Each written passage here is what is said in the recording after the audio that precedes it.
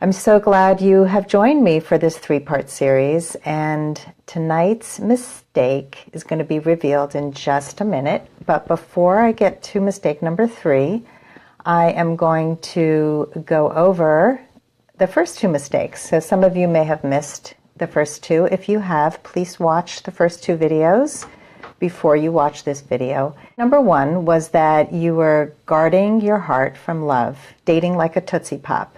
And that's something that I used to do, and it is something that I see so many of the women that I coach doing, the women in my groups doing. And if you guard your heart, you will not let love in. And as I discussed on the video, the way to open your heart is not just to say open up and just stop guarding your heart, but the way to unguard your heart is to get strong on the inside. So you want to be strong on the inside, soft on the outside. And that takes certain skills that I teach in my coaching courses and in my private coaching and at the Women of Value retreat that's coming up in November. Mistake number 2 is that you don't bring enough of your femininity to dating. And this got us into a really good discussion about how so many of us lead with our masculine. We lead with our work success, with all of our core strength, which is amazing. It's a wonderful, wonderful part of you. And it's what makes you such a successful employee, such a successful business owner, and it even makes you a great mother in many ways if you have children. But what it doesn't make you is a great dater, because you're leading sort of in competition with a man instead of in collaboration, and you're not bringing what a man is missing, which is the emotional life, which is, sharing your heart and your passions. And again, this is something that I teach in depth to my coaching clients in my courses and in the upcoming Woman of Value retreat coming up in November. And now I'm going to actually go over some comments from yesterday, some comments that people left about the feminine, and I would like to share some of those with you. So I'm going to read a few. Rose said, I lead with my masculine and end up being their advisor coach. I have managed teams of sales professionals, lots of coaching. I'm trying to fight it by being more feminine. The way I've done that so far is to consciously receive and try to pull back on giving too much. Rose, that is awesome. So first of all, the awareness of the fact that you have been taking the lead and not maybe attracting men who do take the lead because you're always leading and advising and coaching, which I used to do. So leaning back is a great way to do it, and learning to receive. We spoke about that yesterday. The receiving is something that is so feminine, and it makes a man really step more firmly into his masculinity. So that's wonderful. Okay, and Lori said, I try very hard to lead with my feminine. Awesome. My masculine shows up all day in the workplace, and even I don't want to think about it. I leave it at home when I date. I love getting dressed and feeling like a woman. I'm still learning how to receive from a real gentleman after attracting the needy men in my past. So yes, yes, yes. Leave the masculine at home. I mean, you can bring it to a date. You can bring your feistiness, your achievements, but don't lead with it. So the whole point is that you want to show up as a whole person, not only feminine, not only masculine, but you want to lead with the feminine if you want a take charge kind of guy, not a needy mama's boy who's looking for a mommy. And boy, do I know, I used to attract all the ones who wanted mommies, and I used to resent it. But it's what we put out there. So knowing that you can change that by how you change, how you show up in dating, brilliant. Okay. So thanks for that, Lori. And Leslie said, I love the part about getting in touch with my feminine side through my senses. That's something I shared on yesterday's video. I commit to doing this more in my day-to-day life. I do have a question about the difference between using banter and being playful. The kind of banter I enjoy is an exchange of light, fun teasing, sometimes sexual words. To me, that's playful. Yes or no? So yesterday I talked about banter being masculine when it's one-upsmanship.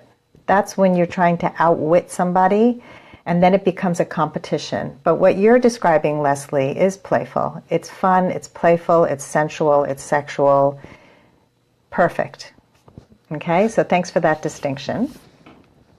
And we have one more from Michelle, and she said, loved the session, still trying hard to find my feminine side. My masculine side is so much stronger. I've always, even during my marriage, took control of situations and was the problem solver, fixer. My job demands those personality traits, so this is very hard for me. Totally get it, Michelle, and we do show up at work with these traits. It's what makes us successful. So it's not about turning it off, it's about turning it down. And it's about accessing the femininity that's already in you. So the point is you want to bring polarity to the date. You want to bring what a man doesn't have. Just like we like it when a man shows up and takes charge. And, you know, he's the one who asks us out. He's the one who initiates sex. He's the one who, you know, asks you to marry him if you're going to get married. You know, it's the man who usually takes the lead, and that's usually what turns on a woman. So if that turns you on and you show up as that, take charge, I'm the problem solver, you're actually emasculating men. You're taking away his ability to show up as the man that you really want. So that's the recap on yesterday's video on femininity. And this is it's a deep topic. It is something so important, and I really recommend that you all really delve deeper into this, because this is one of the reasons that we unknowingly repel the men that we like. Okay, so are you ready for mistake number 3? Yes. So yes, mistake number 3 is you don't know how to communicate or understand men, especially men at this age. Communicate with and not communicate. So what happens is, I mean, we all tend to do this, is we see men through our lens. The way we do things is the way we think everybody should do things. And so we end up miscommunicating, speaking in ways that men don't get, that turn men off, that have men confused. And it's so important that we understand each other. So again, I'm speaking in broad terms because not every man is going to fall into this category, and not every woman is going to fall into the, you know, the category of wanting to lead with her femininity. There are some women who really want to attract a more feminine energy man, and that's fine. Again, it's about polarity. It's about one of you showing up in this way. So in terms of communicating with men, I just want you to know that men and women communicate very differently, and often we miss opportunities to connect with the right men in the right way. So in today's training, I'm going to be talking about how men and women communicate differently, especially in midlife. And then I'm also going to be talking about the one thing that turns a man off more than anything else, and it's probably not what you think. And I'm also going to share the secret word that will drastically improve your communication with men. And I will also be sharing my signature 4-step communication tool that you can start using right away with any man in your life. So a couple of years ago when I first started coaching, I was dubbed the man whisperer by a friend of mine because she said, you understand men, Sandy, you just get it. And it wasn't such a big mystery to me, because what I was hearing from her was a lot of misinterpretation. A man would say that she was dating would say to her, I'm really, I'm just not really ready for a relationship right now. And she'd come to me and say, Sandy, what do you think he means? And I'd say, he's not ready for a relationship.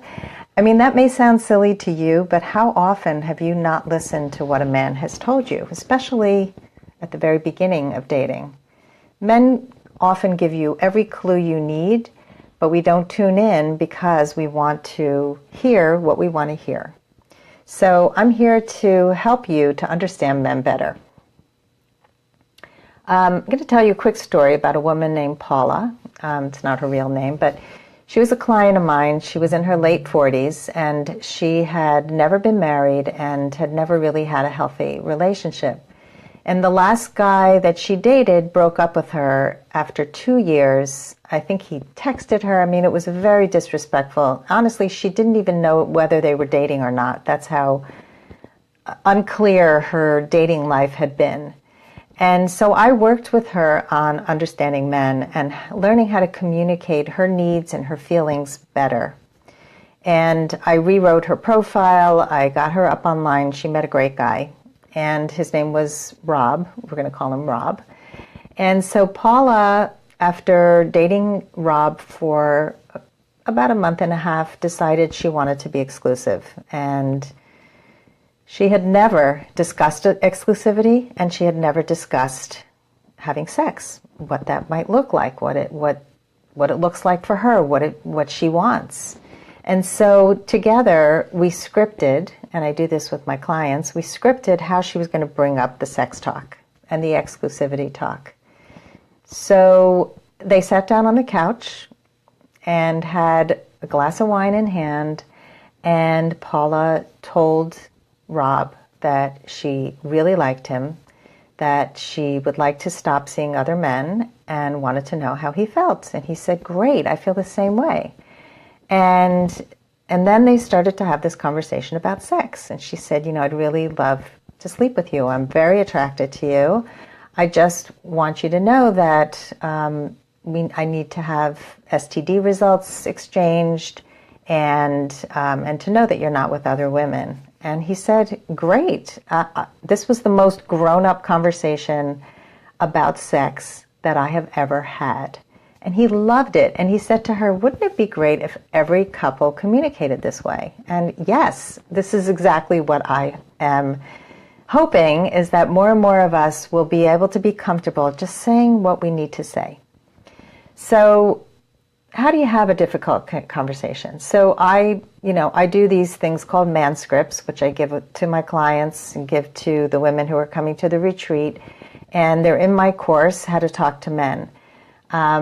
And so I will just give you a brief overview. So if you want to have a difficult discussion or make a request and it feels uncomfortable to you, always start with appreciation. Thank you. Thank you for meeting with me today. Thank you for talking to me. This is an uncomfortable conversation. Don't stuff your feelings, ladies. Please, please, please. As difficult as these conversations are, the worst thing you can do is stuff it and then implode. And when men say they hate drama, it's because of women who don't express themselves fully and calmly in the moment, not 5 months from now. Because what happens is you build and build and build and build like a steam pot.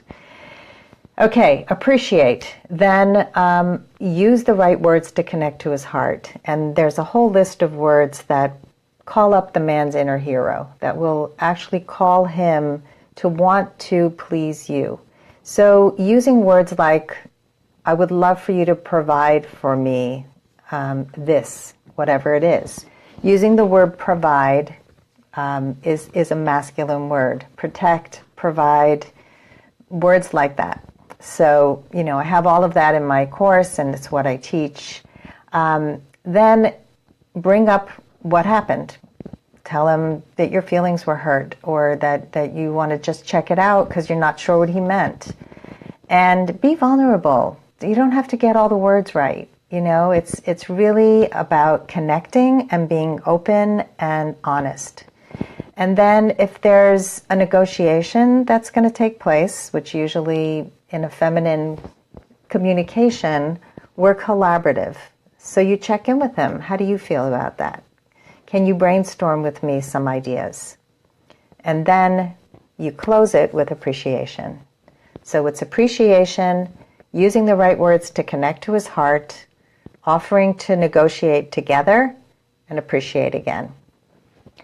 So that's basically, if you follow that formula, you're going to connect to the hearts of men in a much, much more powerful way. So how do men and women communicate differently, especially in midlife? Well, let's talk about some basic differences. So number one is men communicate in headlines and women talk in stories. So headlines, bottom line, just boom, they say it like it is. We often go off in stories and tell about how, I went to the store today and I saw my friend Jane and oh my God, she had this yellow dress on and I was going to buy some apples, but then I decided I'm going to make meat for dinner. And then I was going to the dry cleaners, and by the time you're finished with your story, a man's head is exploding. He has no idea how to track you and what you're saying, because men they want to track. They want to win. They want to focus in on what it is they're supposed to comment on. So when you're all over the place, his brain is going, "Blah!" And the reason for that is women's brains are, the two hemispheres of our brain are interconnected. We make connections between things. We see this is connected to that, and oh my God, and I see this, how this color goes with this thing, and men are just much more linear because their hemispheres don't have as many interconnections. And that's why we need to talk more in a bottom line way. We need to let men know what we want from them also. So if you want him to just listen to you, just say, I just need you to listen, because that helps him track rather than fix, because then his brain is going, was I supposed to fix the part about the yellow dress or the apples or the dry cleaner? I don't know. Okay. So the another thing that happens because of the lack of interconnection is that men tend to be very single task oriented, and women tend to be multitaskers. So we can do 5 different things, and men, if they're watching the football game, they can't hear you if you're sitting in the same room talking to him. So that means that when you want to talk to a man who is involved in a task, you have to check in with him. Is this a good time to talk? And if he doesn't hear you, he's not going to hear you. And so if it's not a good time to talk, ask him when would be a better time. So a football game is one thing, but what if he's on the computer? If you were on the computer, you might be open to a conversation. He probably won't be. So check in, make sure he's not doing a task, but he's between tasks, and that way you will get his full attention, which is really important. So when you don't get a man's full attention and then you get angry that he's not hearing you, it's a misunderstanding that he's not really not listening, he just can't hear you. So that's a big distinction. Men in midlife, and this is really important, so listen up. Men in midlife are more comfortable expressing their vulnerability and their feelings. Men in midlife are more often kings, as Alison Armstrong calls them. They have already accomplished so much in their life, and they want to relax now. They want to be much more emotional and relational, which is why this is one of the best times to date, in my opinion. And so you can talk to a man about feelings at this stage in life. He is more open to saying, I'm sorry, or I screwed up in the past and I really want to do better this time. So really understand that a good guy in midlife is somebody that you really want to connect with, and he's looking for a more equitable relationship with a woman his own age. That's the quality man. The man who's driven by his ego is going to be looking for his young babe, his arm candy, somebody to make him look good. But a man who is a king is looking for his queen. He's looking for somebody that he can have a real relationship with, that he can relate to on many, many levels. Okay, so that's your brief intro to how men and women are different, and especially how men in midlife are different from the way they were in the past. Okay, so the next thing that I'm going to cover in tonight's training is the one thing that turns a man off more than anything else. And let's see if anybody can guess. What do you think turns off a man more than anything else? Well, the answer is when you're inauthentic and you don't express your true self early on in the relationship. Now, the women who wrote the rules advocate for people being fake. You know, you hook a man by acting in a certain way that will get a man interested, by being coy, by being evasive, by being avoidant, basically, for any of you who have done the work and know what attachment styles are. Basically, they're telling women to be avoidant, to be, standoffish. And then when they hook the guy, then all of a sudden they're warm, they're making demands, they're completely different, and the man is like, who is this woman? I didn't fall in love with her. I fell in love with this other woman who's not real. So when you express yourself authentically, and you are a woman of value who shows up as her true self from the beginning, and I mean on the first phone call, on the first date, this is something that you really, really want to work on, because the way to get to this place, ladies, is by valuing yourself so much that you know what you stand for, you know who you are, you're not intimidated by men, you know you're the chooser when you go on a date, and you're not thinking, pick me, pick me. You go into a date thinking, I hope I like him, not I hope he likes me.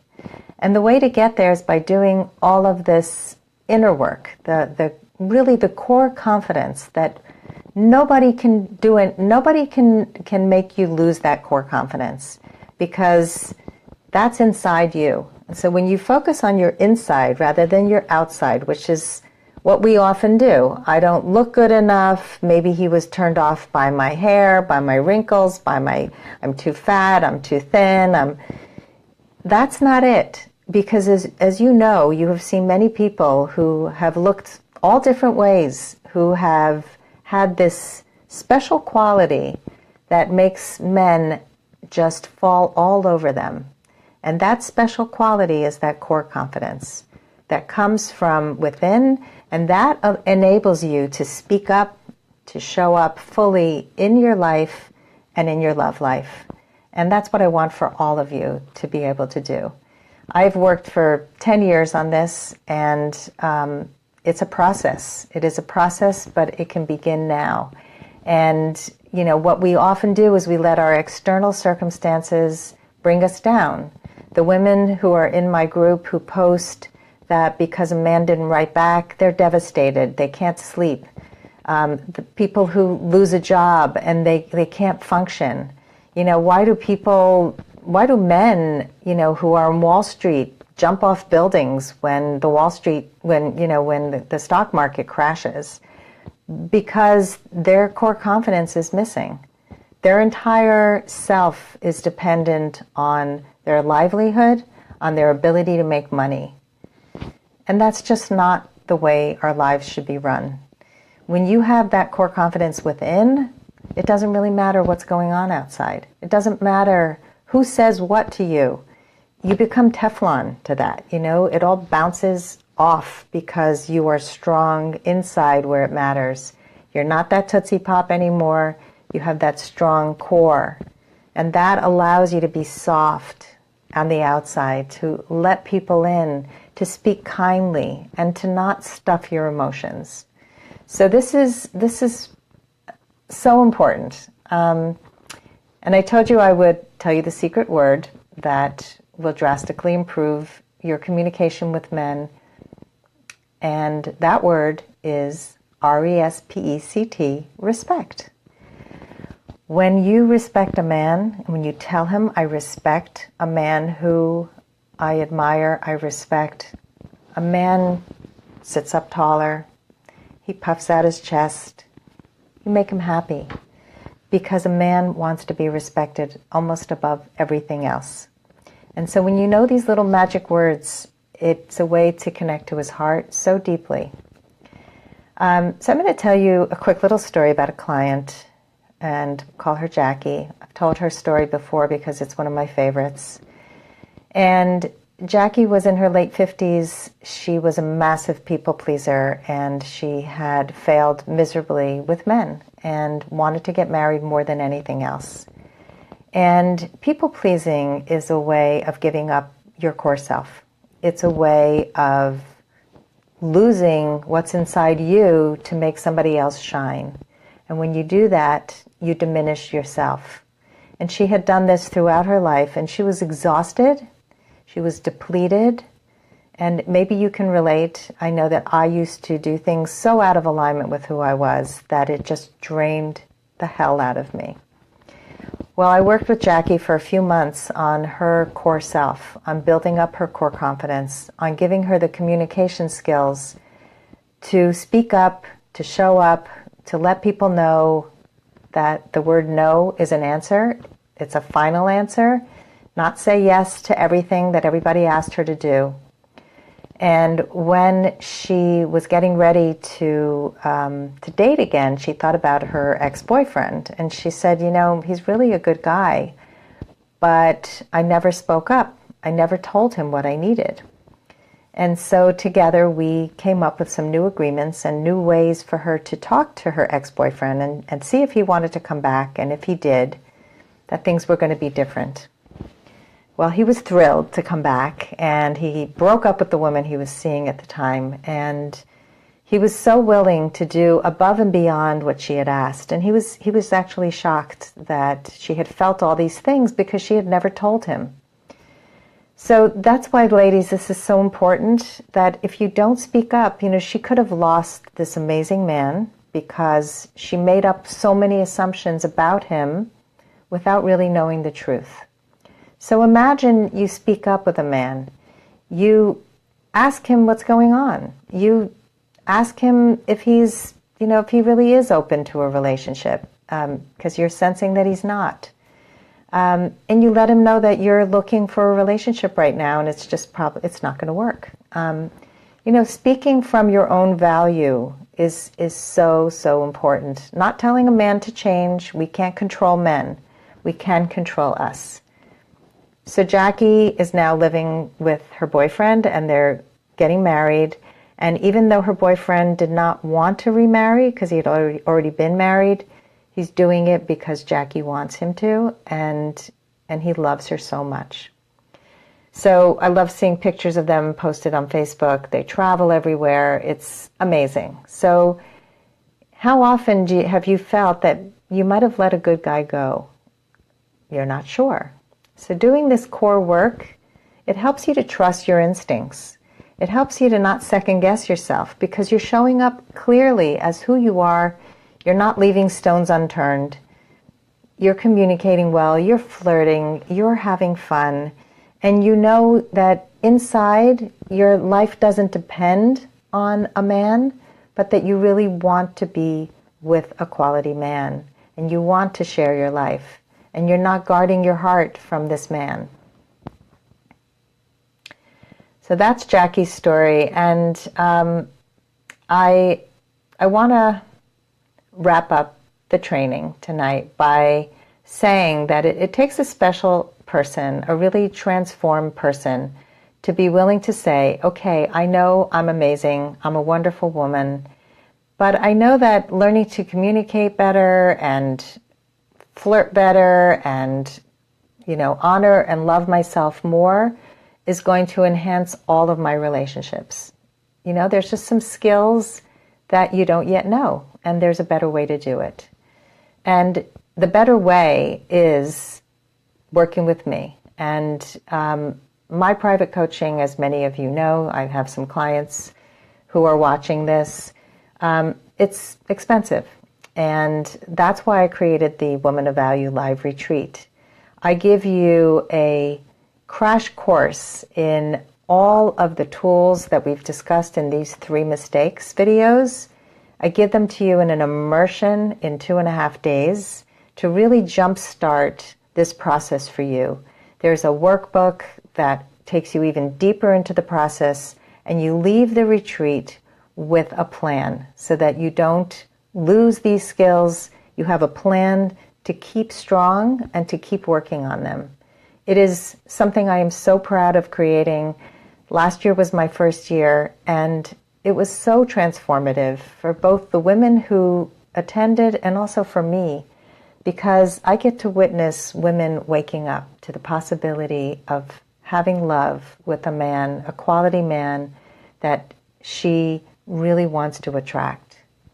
So I have a few spots left, and I would love for you to apply to the Women of Value Live Retreat. It's happening just a few weeks from now, November 3rd through the 5th. So if you apply today, over the next few days, I will be in touch with you and we'll see if it's a good fit. I am carefully vetting every single person that I put into this retreat this year to make sure that we have the highest quality, most open, most willing to learn women. So I really hope that you join me and so Claudia says, I am going. Yes, you are. So excited to be able to meet Sandy and learn from the goddess of dating. Woohoo! Come join us. Can't wait. Yes, Claudia. Please join us. Really, this is only something that happens once a year. And the price is going to go up every year. It went up from last year, and I really don't know how long I can keep it as intimate as it was and it has been. So I invite you to click on the retreat link that's going to be below this video, and it's easy to apply. And I want to thank you again for stepping into your greatness, your woman of value. As you can tell, I love doing this work, and it's an honor to share my gifts with all of you. And I'm excited to have my work support you so you can go on your last first date.